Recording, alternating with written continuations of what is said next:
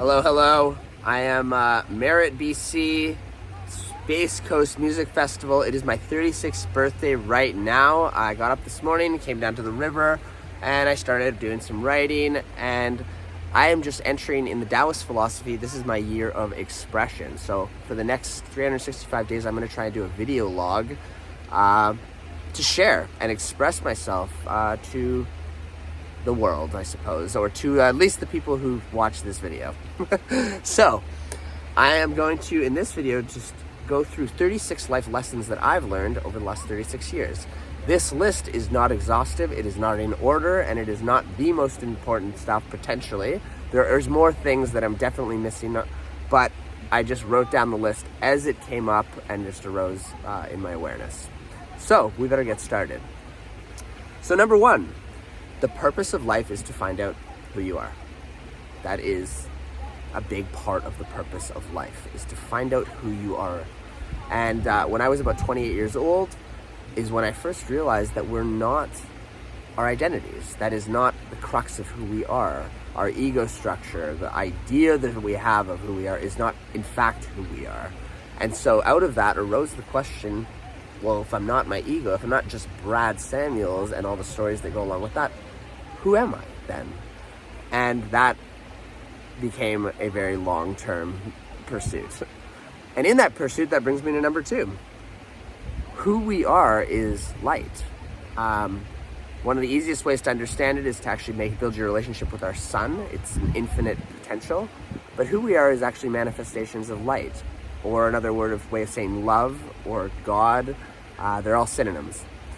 That's your journey, building your relationship to what that means, but who we are is light. This is a very important lesson. Number three, don't get bogged down by language.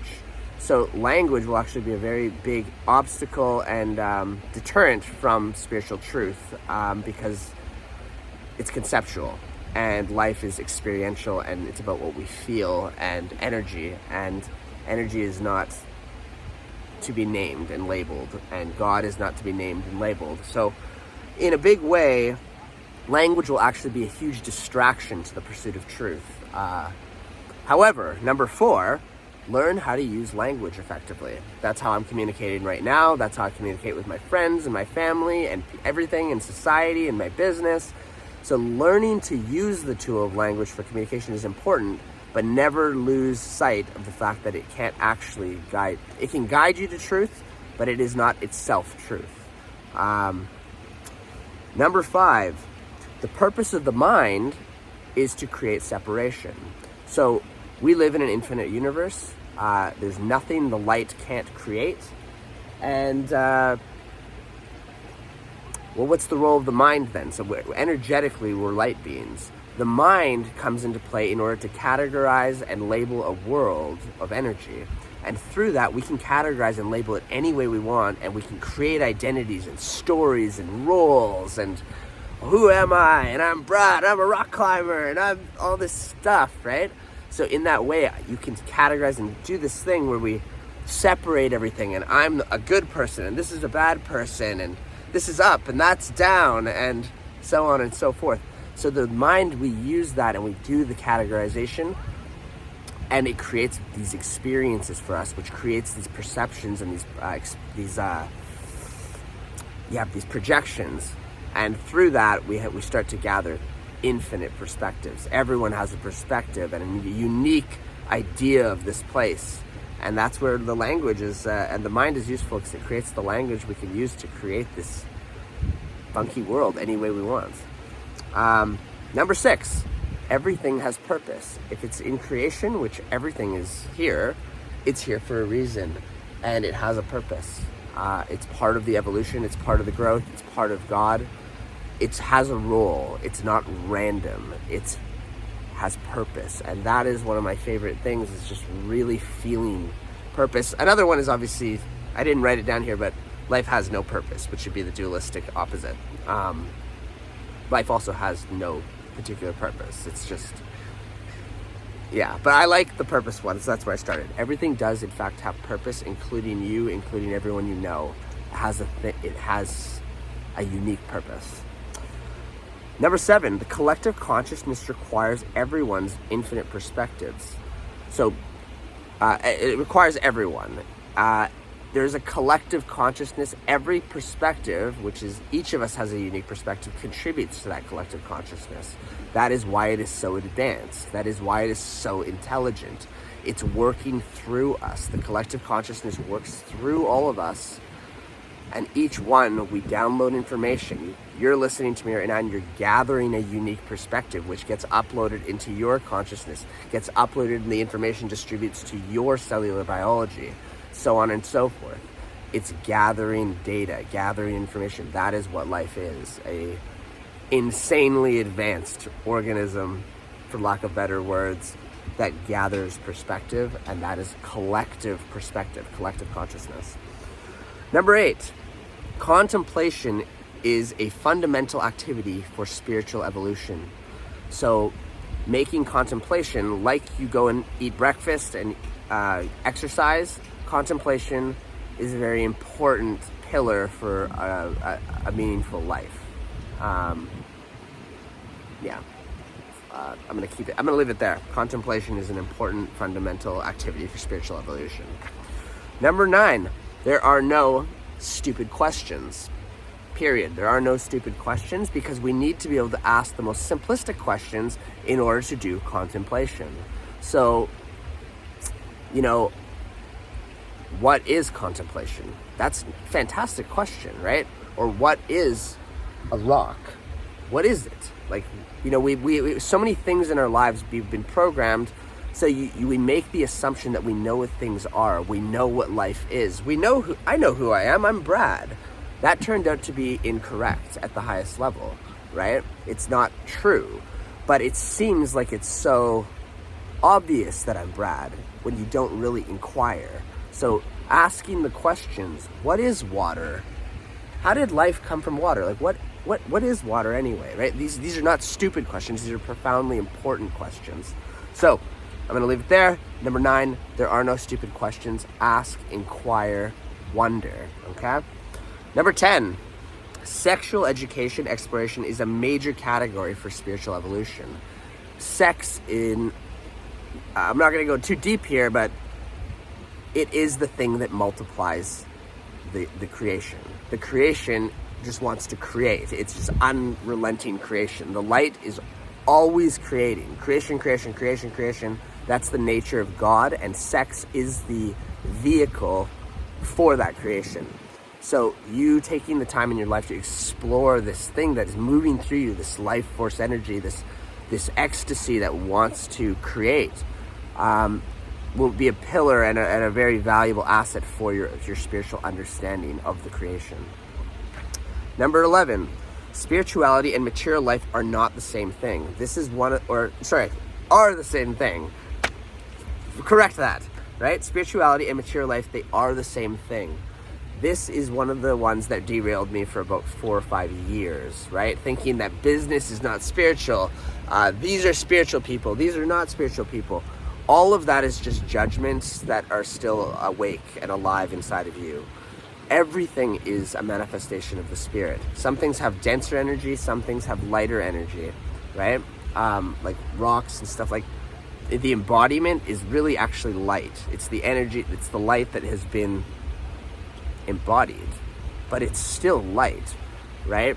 And it's when we start confusing that with language, we start to lose sight of the truth that all materialism, all things are actually spiritual manifestations of from the creation, from God, from the light, whatever.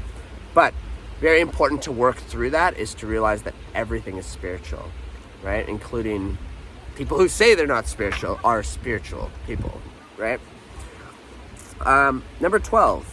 The 2 most important contemplations are death and life. Until you have done these contemplations and worked through this, you're trapped in time and death, the idea that you're not here forever. Again, I think I was 29 years old when I worked through, when I woke to the reality that time is a human thing. It's a fabrication, and it's only important at a certain level of engagement in consciousness. time is valuable in society. Obviously, we use time in order to manage our lives, and right, we look at our watches and we know what time we have to meet other people and all that stuff. And like, to understand cycles and seasons, time is relevant. But in higher consciousness, it's just an infinite present moment. There is no actual future or past. That's not relevant. We've just been here forever. And I think when I really awoke to this, I'll share this because this is a really incredible awakening. But it's when I was on mushrooms, and it was a high dosage journey, I think probably 5-6 grams. And I was staring at my hand, and I just looking at it, and it's just, I really realized that I think at the time I was 29, and I was like, this is not 29-year-old technology. This is like, I've been here for such a long time. Like, I've been doing this over and over and over. And that's the reason why we are such advanced, why life is so advanced, why the water from the river moves through the blood. It's one fucking insanely advanced organism. Like, if you really contemplate it, and you'll just start crying. Really, you'll just start crying because it's so fucking beautiful and advanced and unbelievable. You're breathing literally the prana that comes out of the trees. Like, I've been doing this cycle for such a long time.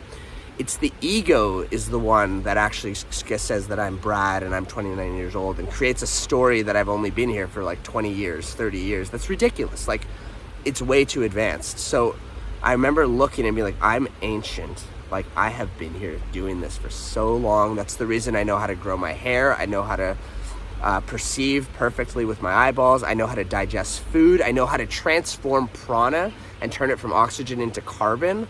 Like, all the things that we do that we don't even think about, we only know how to do that because of how insanely advanced and ancient we are. Time. Once you get out of time, you have all the time in the world. You can finally take your time. There's no rush to evolution there's no rush. Like, you've been here and you will be here again. And you'll be here all you can do is change your perception and change your consciousness. So I suggest working through time. And time relates to death, is that the idea of death. There really is only transformation. We change. The world is impermanent. Everything is moving and changing in the duality, but nothing is dying. Everything is just transforming. It just seems like things die because we're so committed to our labels, and it really things look like they die. And we have this whole idea about what death is. But work through death, and that'll really help you, because so much of our lives are fear-oriented around the idea of death. So if you can work through those two, you're going to be in good shape. Number 14, heartbreak is an expression of love. So I went through heartbreak this year. I've only been through it a few times, but heartbreak, you absolutely need to pay attention. Heartbreak helps you understand love. It's an expression of how deeply you have cared and loved in your life. And you gotta pay attention when you go through heartbreak, because it's such a profound spiritual education, really, in love. And it passes, it heals. And if you're not paying attention, you're not present to it, don't try and avoid it if you can. I know it's hard, but feel it, because it does heal, and you will go back to your normal blueprint of whatever you're like normally. And you don't want to miss it, because sometimes it can be a rare thing. I know for me it's been rare, and it's precious because it helps you understand how deeply you care and love in the world. I don't know how to say it any other way. Number 15, judgment is a tool that we can use to learn about parts of ourselves that we have not yet accepted and that we do not yet love. So when you go into I don't know where you are in your journey watching this, but as you go higher in your consciousness experience, you'll transcend concepts, and you'll transcend the mind to a degree that you realize that everything's energy, right? Just the same as I was saying earlier, like, I'm breathing the prana, the water is in my blood. You're everything. And as you start to realize that, you'll realize other people are everything too, right? It's your brothers and sisters. They're part of you. They share the same biology. They breathe the same air. It's one big, crazy, massive organism. So when we judge parts of the world, including other people, we're judging parts of ourselves that we don't love, parts of the universe that we haven't learned how to love yet. So that's very important to recognize. So when you have a judgment, you can use that third party perspective and notice the judgment, because the judgment will show up as a contraction. It'll be a contraction in your chest, in your heart, wherever, right? That's how you know that you're experiencing a judgment. And then you can be like, wow, I just realized a part of myself that I don't love. Super valuable. There's a lot I could say about that, but judgment is a tool to realize parts of yourself you don't love. Number 17, change is the only law of the Tao, or of the universe. So in the Tao Te Ching, or Taoism, a lot of people recognize that as the yin and yang symbol. That's the duality, positive and negative. And the Tao Te Ching, or the I Ching, is like a scripture that attempts in the best way possible to describe the Tao. But the fundamental scripture is called the the I Ching, which means the change scripture. And that is symbolic, or it's recognizing that the only real law is impermanence and change. Everything changes throughout the eternity. Like, nothing is actually constant and stable in the duality. And that's very important to know, because it speaks to impermanence. And that is why we need to be present in our lives, because what we're experiencing, whether it's heartbreak, good, bad, ugly, whatever you want to call different experiences you have, they will change. So you need to pay attention while you're having the experience and be present with it, because it will pass. Okay? All right, number 18. As you expand your consciousness, you have more choice, and then you have to choose your levels of engagement. So I'll speak very briefly to this one, but there are levels of engagement, levels of consciousness, and this year I really started to understand myself as light, which is, sun's not out yet, but light. Light is the creator of our earth and creator of what we are on a most fundamental level, and it's fully expansive. This is a higher way of understanding yourself, your higher self. Then on a lower level of engagement, or I don't even want to say a lower level, but another level of engagement, we understand ourselves as our identities, and we have our stories and all that stuff. Really good stuff. But it's a different level of engagement with different problems. Well, a lot more problems, actually, and challenges, because you got to protect your identity and protect your sense of ego and all that stuff, and build it. And so you have to do a lot of work, and you fundamentally believe the world is not perfect, and you got to work on yourself all the time. But with that knowledge, you can know yourself as light, or you're going to know yourself as your identity. Which one is it? Well, it's both. So you have to choose your levels of engagement. And as you learn more and have more knowledge, you have more choice and freedom. You have more choice and freedom. And that is the purpose of why expanding your consciousness is the purpose of your life. 19. There's nothing you have to do. The universe is perfect. You are perfect. And in that way, there's nothing you actually have to do. However, the world and the universe is moving and changing, and everything's impermanent. So you kind of have no choice. You have to do something, because stillness is not really available. You have to do something. So the only little question is what do you want to do? And what I suggest you do is what you love doing. What fills your heart with love is what I recommend. But you don't have to, because you're already an embodiment of the love and the light. So that's why you could just sit and meditate on the love and light. Or if you want, you can take big action and express and do all sorts of stuff. But you don't have to. You can if you choose to. Number 20, learn how to express yourself and to express your highest truth. Yeah, I was watching this, or I was reading this thing on the 5 regrets of the dying. They did this like big study on what people regretted, and one of them was not expressing their highest truth and not expressing what they really felt in life to other people and even to themselves. So learn to express yourself and then do it, and share what you feel, what you really feel. And yeah. 21, you reserve the right to change your truth entirely. When new information about reality happens, it changes everything. We live in an infinite universe. Every single possible permutation of experience, of perception is there.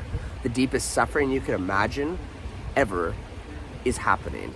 The most absolutely illuminated brilliance and peace and bliss you could ever imagine is also there.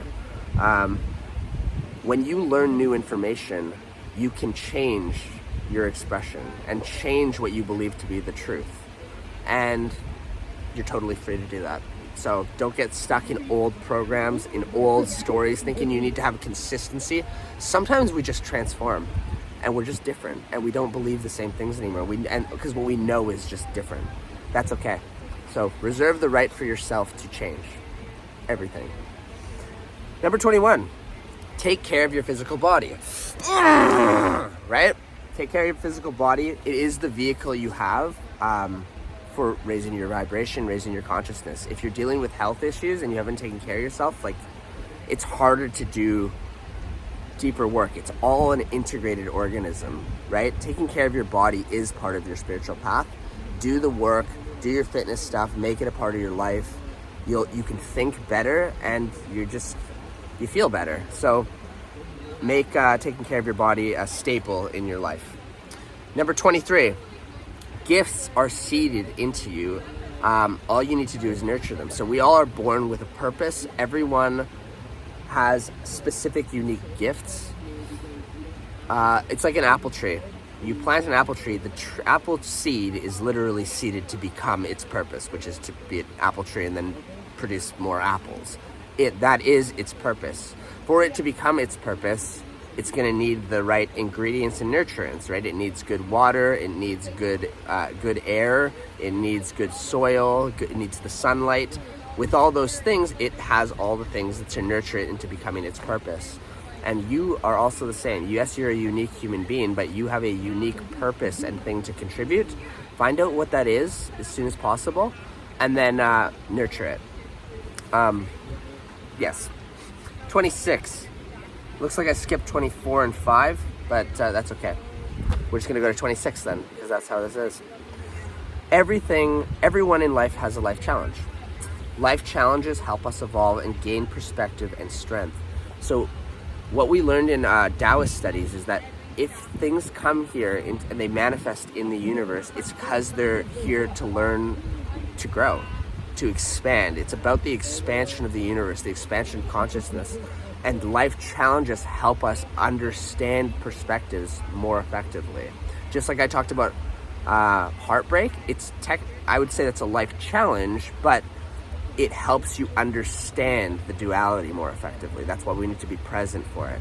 So your life challenges are also your life purpose, and they ultimately end up being your life offering, right? Your highest teachings will be the hardest things you move through in your life, and everyone has them. So it's not just you struggling on your own through your life challenges. Like, we all have life challenges, and it's just after this life you'll have another life. I'm going to add 24 actually right now then. 24, the idea of reincarnation. So that's a funny one because a lot of people have a lot of ideas about reincarnation.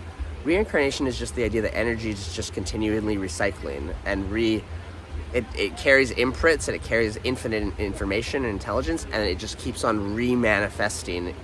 And we create the idea of things ending and dying and being born and then dying and all that stuff. But really, it's just reincarnating. Everything is, right? The water becomes the human. So the water carries the information, becomes the human, has life experiences, gathers the data and the information, right? The water is gathering information right now, and then it redistributes back out and, moves through life. and it's reincarnating in that way. So don't get too confused by the idea of reincarnation. It's a really beautiful topic to explore, but without death and birth, there's just kind of information that continues flowing forever. Number 28, wake up to the truth of God. Find God in your life in whatever way you have to do it. But once you realize that there is supreme intelligence and you are part of it and you are guided by it, you'll never be alone again. And it changes how you experience your life challenges because you know it's divinely guided. So find God, find a way to do that. 29, in duality, remembering the path, that the truth of impermanence, the law of impermanence, will help you be present. So life is about being, so many ways, is about getting out of the future and past thinking, becoming present and fully open to what is now. Remembering the law of impermanence helps us do that. Okay, we're gonna do some more. A lot of my lessons seem to be very much on a more like an esoteric, like spiritual kind of realm. I'm gonna do some basic ones too, some like regular life ones. So 30, I'm gonna talk about finance. Take care of your finances. Do that early in your life. Learn how to budget, learn how to invest early in your life so that you can spend later life contemplating and preparing for death. But learn how to invest early and start small and do it incrementally on a month-to-month basis. Always be investing and always make sure you have a balanced budget. Okay? Number 32, freedom is not a bank account. So for about a decade when I started in business, I used to think that money was like free, like money, financial freedom like was freedom, because then I'm free to like go and do what I want to do. But what I ended up learning is that by the time I hit all my financial goals and I had all this spare time, I wasn't any happier and I didn't feel any more free. I actually felt more stuck because I had all these things to like manage and own. I had all these ideas of ownership. But freedom is very important to contemplate because it's more than just a bank account and passive income. I'll tell you that much. Number 33, have a vision, but do not get caught in future think. So one of the things when you have a big vision, you can get caught in the trap of thinking that tomorrow is going to be some kind of a better day than today. And that becomes the trap. So when you have a vision, you're like, in the future, I'm going to be so much stronger. I'm going to be a better rock climber. I'm going to be, I'll have more money, right? I'm going to have this much net worth, and I'm going to have all that stuff. That becomes the trap that now today is discounted because you are a lesser version of yourself now, which is incorrect. You are fully perfect as you are now. And this becomes the trick.